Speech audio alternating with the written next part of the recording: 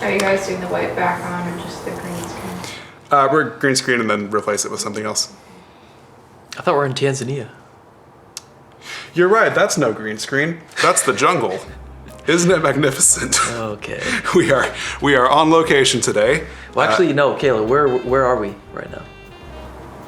In Tanzania. Where would you like us to be? Let's try Nigeria. Nigeria? Whoa! Did we just teleport? No, we didn't teleport, but now we did. Ah. Yeah. That's gonna be a pain for me to edit. I'm gonna have to do something with that. For sure. Okay. Well, welcome back to another super short shorts recap. Today we'll be talking about season 1 and the various obstacles and challenges and successes of season 1. So our first 3 episodes were of course the story of Rocky battling his evil adversary. Don't really know who that is yet. Well, we know who that is, but they don't. Yeah, you'll figure that out at some point. Unless you're from the future, in which case, hello. You already know what's going on. So anyway, so our first season, well, do you have any comments to throw in so far? No, you're doing great. Other than... The comments on the topic not flattering me.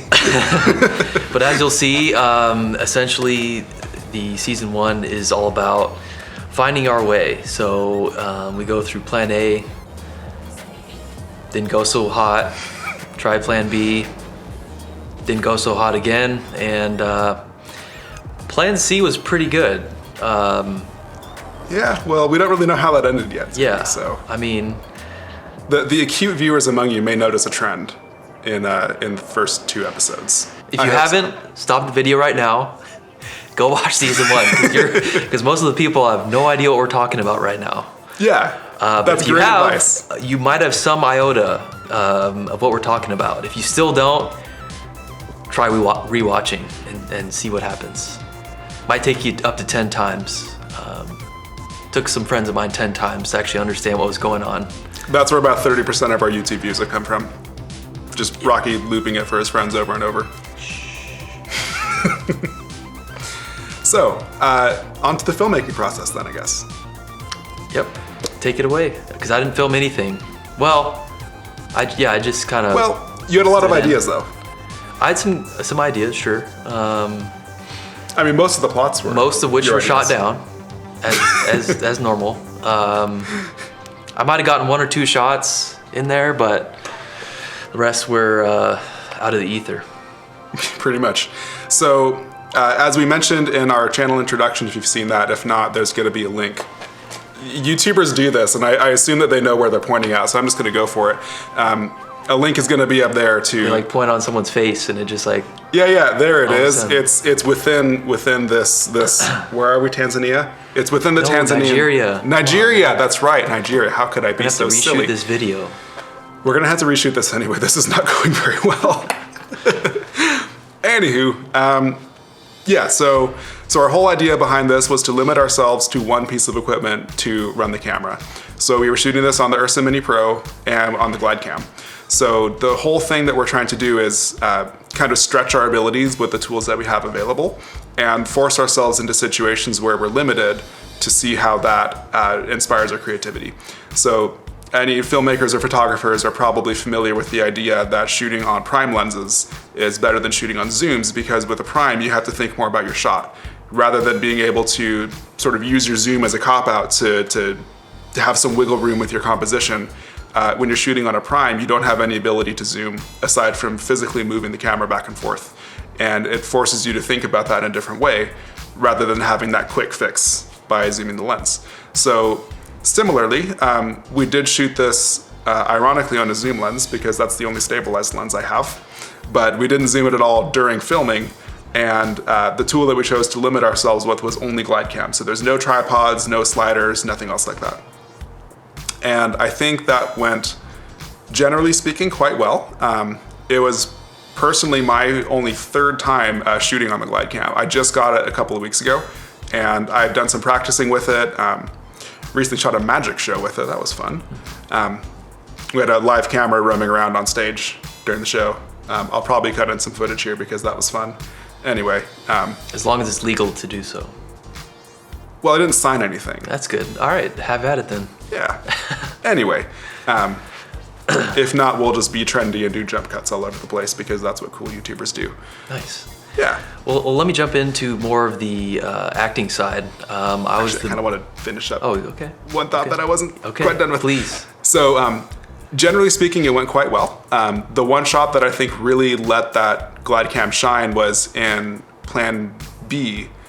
We have a shot that pans past a drone, and it looks almost exactly like I would have shot it on a slider.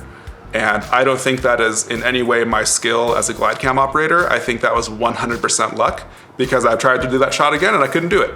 So I think that was just kind of dumb luck that worked out in our favor. But that shot was ridiculously good, I think. And once again, through no skill of my own, that was just luck that it happened to come out that way. But it was kind of fun to see how, despite being limited in that way, it gave me an opportunity to find a new thing that I could do with a tool that I had that I wasn't sure it was able to do. So that's what I wanted to throw in. Okay. Yeah. So being more on the acting side, again, similar to what Steve was saying about just kind of going with what you got. You know, I didn't prepare anything with regards to clothing or anything like that. As you'll note, I was wearing a nice Hawaiian shirt on that day. Picked Totally perfectly. fits the theme. Yeah, perfect. You know, totally makes sense in that respect. But just had fun doing it. You know, you got to be yourself, and really, it's a learning process, both you know, on the camera and trying to get the right wording on something, or maybe the correct, you know, pose or what have you. But besides that, really, it's just sort of kind of conversing with the camera operator and understanding, you know, what's going to look good on camera. Because there's a lot of times where you'll think something will look good, but then it'll be slightly hard to shoot or not ideal look on the camera. And so that was definitely something I learned from season 1. As you'll see, sort of as we transition into season 2, I think some of our shots get better, and also our coordination gets better as well, you know, our teamwork.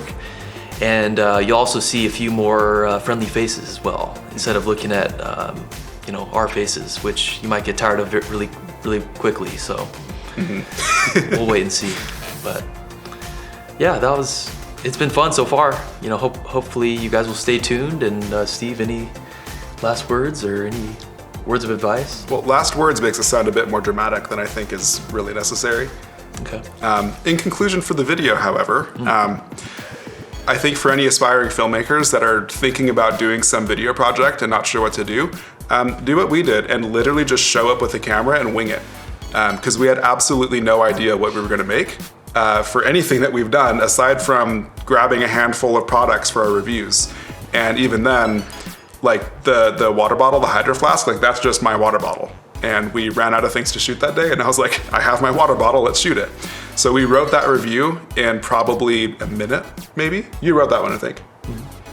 Minute, 2 minutes maybe? Something like that, yep. Yeah, and shot it. We got the whole thing, including B-roll, in like 5 minutes. That's only because we were already lit for your phone, which we did before that.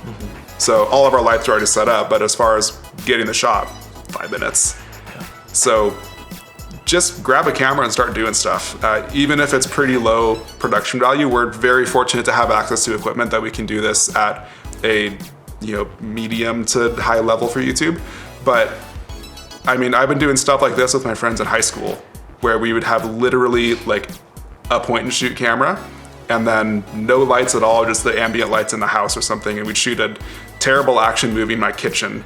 And it may have been terrible to watch, but it was a heck of a lot of fun to make. And that's where most of my knowledge about filmmaking came from. Just doing stuff and doing a really bad job with it, bringing it to my high school multimedia teacher and saying, critique this because I think it's junk, but there might be potential. And then hearing from someone who's more knowledgeable than myself about ways that I could improve it. And that's where the vast majority of my knowledge came from. It wasn't about studying textbooks or taking online courses, while they certainly can help, but doing something hands-on is the best way to learn. So I hope that this is inspirational for people who want to start shooting videos about basically anything. Just grab a camera, even if it's your cell phone, and just do it. There's no reason to hold yourself up by saying, oh, I don't have a good enough plan, or we haven't written a script yet, or I don't have a 5-person crew and 10 people on my cast. Those are terrible excuses. They're excuses that I used for a long time and kept me from moving forward as a filmmaker. So I think just learning to get over that and do it anyway is probably the best thing that I wish someone would have told me. And they probably did tell me, I probably just ignored them because I was a pretty arrogant kid.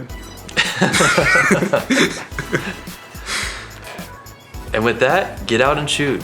Yeah. Make movie magic, like us being in Tanzania. Is it Tanzania? Messed it up again. Yeah. Nigeria! Wow, okay.